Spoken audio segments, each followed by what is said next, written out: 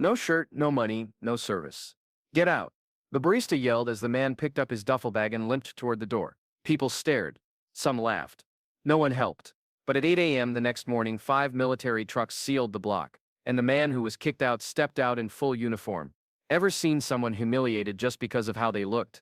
Hit one if you have. Welcome to QH. Let's uncover what really happened. Calvin Brooks hadn't planned to stop at the cafe. At 61, with a spine that reminded him daily of every mile he'd marched and every soldier he'd carried, he preferred to stay invisible. But the sudden downpour had left him little choice. The fashionable downtown cafe was the only shelter within his limited walking range. He stood in the doorway, water dripping from his gray beard and tattered army jacket. The old duffel bag, faded olive green with fraying straps, hung heavy from his shoulder.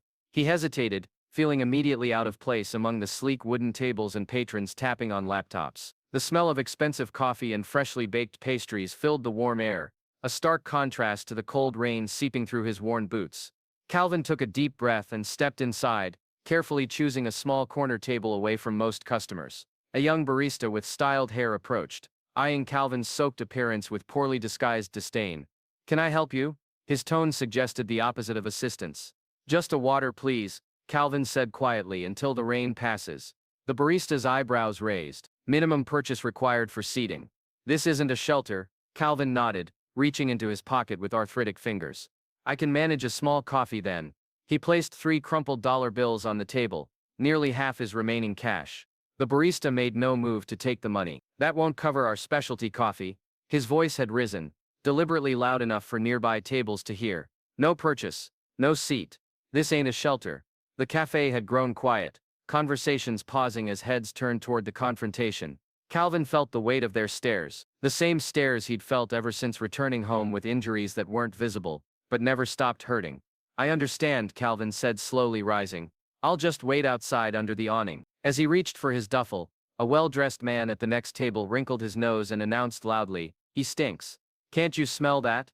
Laughter rippled through the cafe. Calvin kept his eyes down, focusing on gathering his bag. The bag that had accompanied him through 2 tours, 3 surgeries and countless nights under bridges when his disability check couldn't stretch to cover both medication and rent. The barista moved around the counter, now openly hostile. "Sir, I'm going to have to ask you to leave immediately. You're disturbing our customers." Calvin didn't argue. He never did. Arguments cost energy he couldn't spare. He limped toward the door, but the barista was impatient. With a quick step forward, he took Calvin's elbow, pulling him toward the exit. The sudden movement caught Calvin off balance. His duffel slipped, hitting the ground with enough force to dislodge the contents. Among the sparse belongings that spilled out onto the polished concrete floor was a small mesh bag containing something that caught the light. A purple heart medal, its distinctive shape and purple-edged ribbon, unmistakable. A woman at a nearby table noticed it, her coffee cup freezing halfway to her lips. For a moment, something like recognition crossed her face, but she quickly looked away, unwilling to get involved. The barista either didn't see or didn't care. He shoved the scattered items back into the bag with the toe of his shoe and thrust it at Calvin. "Take your stuff and go." Calvin knelt painfully, retrieving the medal himself and tucking it carefully back into the mesh bag. His movements were methodical, dignified despite the humiliation. Not one person in the bustling cafe offered to help. As he stepped back into the pouring rain, clutching the purple heart inside his jacket to keep it dry, the cafe door closed behind him with definitive finality. If you believe respect shouldn't depend on appearances, this channel is for you. Stay. The rain showed no signs of letting up. After 20 minutes of standing under the insufficient awning, Calvin decided to try the public park 2 blocks away. At least the gazebo there might offer better shelter. He made his way slowly down the street, each step a negotiation between determination and pain. The park was mercifully empty. Rain had chased away the usual crowd. Calvin claimed a dry corner of the wooden gazebo and carefully set down his duffel. With privacy at last, he unzipped the bag and checked its precious contents. The water hadn't penetrated the outer canvas, leaving his few possessions dry. He pulled out the mesh bag containing his purple heart, awarded after the helicopter extraction gone wrong in Afghanistan. The metal caught what little light filtered through the rain clouds, its purple center a vivid contrast to the silver outline. Next came a folded American flag in a plastic protective sleeve, the one draped over his best friend's coffin, before being presented to a family who later sent it to Calvin with a note. "He would want you to have this. You were more his brother than we ever were." At the bottom of the bag lay a worn photograph in a simple frame, 12 men in desert camouflage, arms around each other's shoulders, standing before a transport helicopter. Calvin gently wiped dust from the glass with his thumb. Only 5 of those men had returned home. Lastly, he retrieved an envelope containing his most recent letter from his daughter Emily. Their relationship had been strained since his return. His PTSD, her resentment of his absence during childhood, his inability to maintain stable employment or housing. She wrote monthly from her college dorm in another state, the letters formal but consistent. "Ray, is that you, Alpha 9? The voice startled him. Calvin looked up to see a man in a weather-beaten coat approaching the gazebo, his own belongings in a shopping cart parked nearby. Calvin squinted, recognizing a fellow veteran he'd occasionally encountered at the VA hospital. Charlie climbed the gazebo steps, his own movements betraying similar injuries. "Thought that was you. Been a while since the support group." Calvin nodded. He'd stopped attending the weekly meetings after losing his apartment, too ashamed to admit he'd joined the ranks of homeless veterans, despite all the programs supposedly designed to prevent exactly that outcome.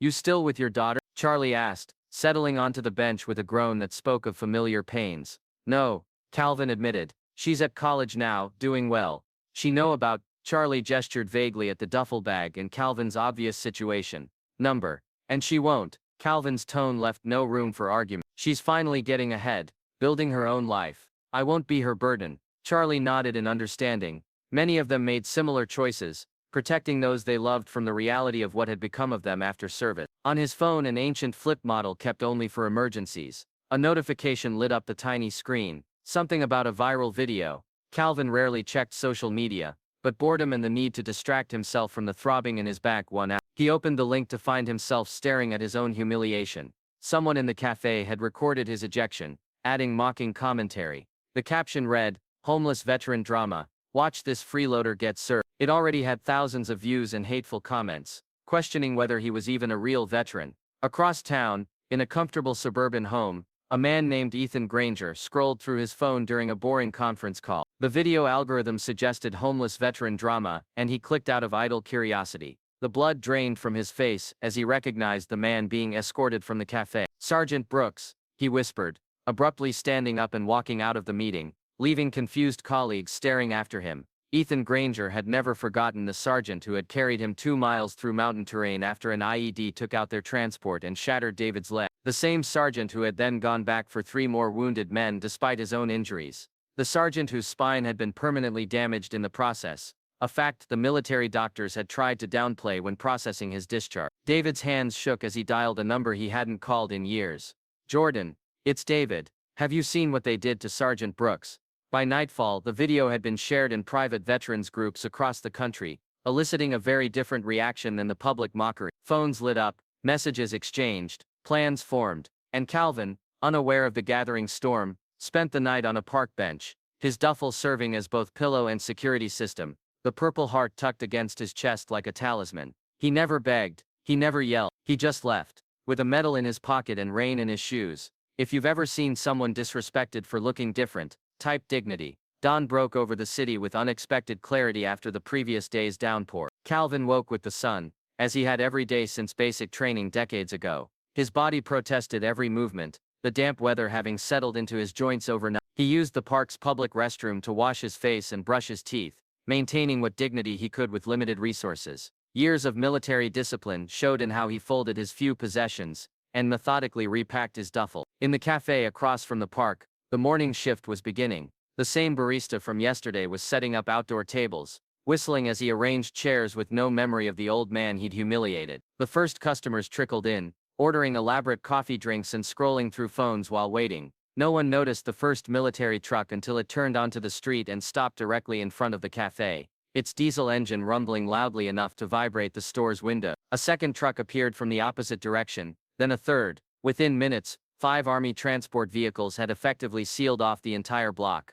Pedestrians stopped in confusion. Cafe patrons pressed against the window. The barista stood frozen, coffee pot in hand, as uniformed men and women began exiting the vehicles. They weren't active duty, that much was clear from their age range, and the variety of their uniforms. Some wore desert camouflage from Iraq and Afghanistan campaign. Others wore older battle dress uniforms from earlier conflicts. Each uniform displayed combat patches, unit insignia, and rows of ribbons that told stories of service and sacrifice. Leading them was Lieutenant Colonel Carla Ramirez, her salt and pepper hair pulled back in a tight bun, her uniform impeccable despite being a decade removed from active duty. She moved with the confident authority of someone accustomed to command. "Attention," she called, and 50 veterans snapped to perfect formation on the sidewalk, creating a line that stretched the length of the block. Customers spilled out of the cafe and neighboring businesses, phones raised to record the unexpected military display. Among the gathering crowd stood Calvin, drawn from the park by the commotion, his expressions shifting from confusion to recognition as he spotted familiar faces in formation. Colonel Ramirez stepped forward, her voice clear and commanding, as she addressed the now silent spectator. "Yesterday, at this establishment, a man was publicly humiliated and expelled because of his appearance. That man," she pointed directly at Calvin in the crowd, "is Sergeant First Class Calvin Brooks, former leader of Alpha 9 Rescue Team, 10th Mountain Division." Murmurs rippled through the onlooker. The barista who had ejected Calvin visibly paled. "This cafe," Colonel Ramirez continued, her voice carrying down the block, "turned away a man who once carried 4 injured soldiers on his back through hostile territory, under enemy fire, after their vehicle was hit by an IED. A man who refused evacuation until every member of his team was accounted for, resulting in permanent spinal damage that the VA still hasn't properly addressed." She gestured, and 2 veterans stepped forward carrying a large wooden sign, which they positioned directly in front of the cafe entrance. "This place refused a hero. We remember." The crowd had grown silent, many lowering their phones as the reality of what they were witnessing sank in. The barista pushed through the door, his face flushed with embarrassment. "I didn't know," he stammered. "How could I know?" "He didn't say anything about being a veteran." Colonel Ramirez fixed him with a steady gaze. "That's exactly the point, son. The real heroes rarely announce themselves. They don't wear their medals on their sleeves. They carry their pain privately and expect nothing." From the back of the crowd, Calvin limped forward, the veterans instantly parting to create a path for him. Despite his worn clothes and unshaven face, there was a dignity in his bearing that commanded respect. "This isn't necessary," he said quietly to Colonel Ramirez. "I'm not worth all this trouble." "With all due respect, Sergeant," she replied loud enough for everyone to hear, "you don't get to decide your worth to us." The barista approached Calvin, visibly shaking. "Sir, I'm so sorry for how I treated you." "If I had known," Calvin cut him off with a raised hand. "Don't apologize to me," he said, his voice gravely but clear. "Apologize to the uniform. Apologize to everyone who ever wore it, whether you can see it or not." Ethan Granger stepped forward from the formation, moving on a prosthetic leg concealed beneath his dress pants. "Sergeant Brooks saved my life," he announced to the crowd. "I was a 20-year-old kid, bleeding out in the mountains. He carried me for 2 miles with a damaged spine. Then he went back for 3 more of us." One by one, other veterans stepped forward to tell their stories, not all involving Calvin directly, but all highlighting the invisible bonds that connected those who had served, and the invisible wounds many of them carried home. Inside the cafe, staff frantically removed the "no shirt, no service" sign from the window. The manager appeared, offering free coffee to all veterans present. Colonel Ramirez declined politely but firmly. "We didn't come for coffee or apologies," she said. "We came because when one of us is disrespected, all of us are, and because too many of our brothers and sisters have become invisible after taking off the uniform." By noon the military trucks departed, but the impact of their presence remained. Calvin found himself surrounded by former comrades in arms, each insisting on helping in some way. His duffel bag was loaded into David's car as plans were made for retrieving his remaining possessions from the storage unit he could no longer afford. And across the internet,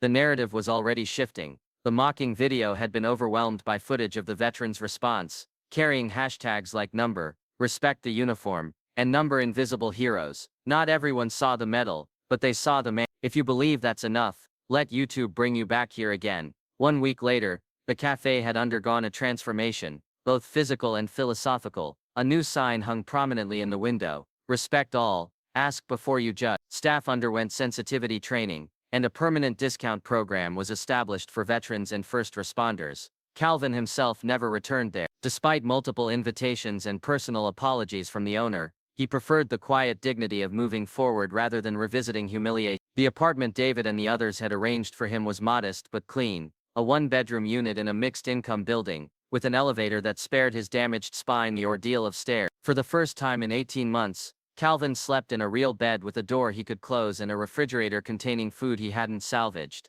He still struggled to accept help. Decades of self-reliance and the military ethos of strength made vulnerability feel like failure. But each morning, a different veteran would appear in the building's lobby. Some he knew from service, Others connected only by the brotherhood of uniform, insisting on sharing breakfast or offering rides to VA appointments. The cafe, meanwhile, had become an unexpected site of pilgrimage. Veterans from across the city made a point of visiting daily, ordering coffee and occupying the same corner table where Calvin had been refused service. They never discussed the incident directly, they simply existed in the space, a quiet reminder that their presence continued even when unacknowledged. On this particular morning, a young father and his son, about 7 years old, sat near a group of 3 veterans. The boy watched with undisguised curiosity as the men exchanged a salute before sitting down. "Dad," the boy asked loudly enough for nearby tables to hear, "why do they salute when there's no flag?" The father considered his answer carefully, aware of the veteran's list. Sometimes he finally replied,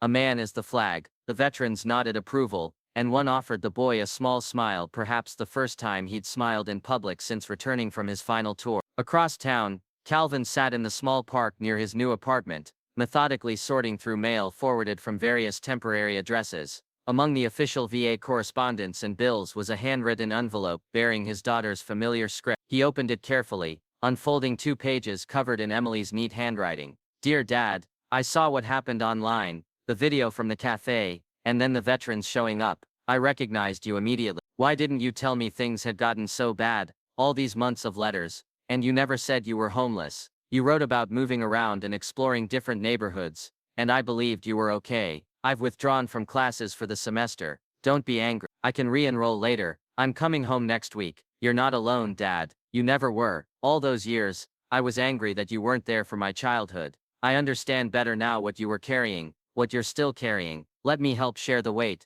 I love you." Emily. Calvin read the letter twice, then carefully folded it back into its envelope. For the first time since the incident, emotion cracked through his carefully maintained composure. A single tear tracked down his weathered cheek before he quickly wiped it away. His phone rang, the old flip model he still preferred over the smartphone David had tried to give him. It was Colonel Ramirez, checking in as she did every few days. "Ramirez, the housing is more than enough," Calvin said without preamble. "You don't need to keep calling." "Not why I'm calling, Sergeant," she replied. "The mayor's office reached out. They want to establish a veteran outreach program, permanent housing assistance, employment opportunities tailored for combat-related disabilities, the works. They need advisors who understand the real issue." "Sounds great," Calvin said cautiously. "Good luck with that. They're offering paid positions. I submitted your name." Calvin started to refuse his automatic response to any form of charity. "Before you say no," Ramirez continued, "consider this. How many others are still out there? How many won't have 50 veterans show up to defend them? This isn't about you anymore, Sergeant. This is about all of them." The park had filled with children released from a nearby elementary school. Calvin watched as they played, oblivious to the complexities of the adult world that awaited them. "My daughter's coming home," he said finally. "That's good news," Ramirez replied. "Bring her to the meeting. Let her see what her father is building." That evening, as sunset painted the sky in shades of orange and purple, Calvin placed a call to his daughter, the first time he'd initiated contact in years. "I'm looking forward to seeing you," he said when she answered. "And I think I might have found something useful to do around here." In the cafe across town, the evening shift was ending. The barista who had ejected Calvin was cleaning tables when an elderly man in a worn jacket entered. The barista tensed, his new training warring with old instinct. But before he could react, one of the regular veterans stood up and approached the newcomer. "Vietnam?" the veteran asked, noticing a pin on the man's jacket. The elderly man nodded. "Join us," the veteran said, gesturing to their table. "Coffee's on." The barista watched the interaction, then quietly brought over a fresh pot without being asked. The lesson had been learned, not through sensitivity training or new policies, but through witnessing the unbreakable bonds between those who had served, regardless of when or where. Outside, as darkness fell, the city continued its normal rhythm, but in small ways, change was happening. Calvin never thought he'd be the reason others opened their eyes, but sometimes, the world only changes when someone breaks the silence. Not for glory, not for applause, but because dignity must begin somewhere. His journey hadn't just reclaimed his own worth, it had unearthed the city's conscience. The invisible were becoming visible, the forgotten were being remembered. And Calvin Brooks, preparing his apartment for his daughter's arrival, finally unpacked his duffel bag completely, placing his Purple Heart on the bedside table where he could see it, a reminder not of past pain, but of present worth. Some people wear their medals on their chest, others keep them in their pockets, because the world stopped looking. But when one person stands up, a whole army might follow. Have you ever misjudged someone because of how they looked? Tell us your story below. We're listening. Subscribe to QH Incredible Stories, where silence ends and respect begins.